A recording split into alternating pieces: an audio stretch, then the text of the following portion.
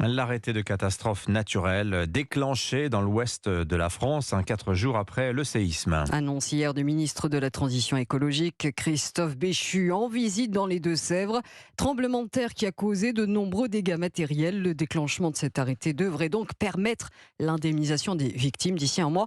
En attendant, les pompiers de la Charente-Maritime tentent d'évaluer les dégâts. Des équipes qui utilisent les drones pour notamment détecter les secteurs dangereux avant une intervention. Charles Guyard les a suivis. Reportage. Là, on est parti, on va aller sur 2 cheminées là, qui sont menaçantes de tomber un petit peu plus loin. Cette expédition, Romain Marsali et Olivier Renaud vont la mener sans aucun équipement spécifique, si ce n'est une télécommande. Décollage.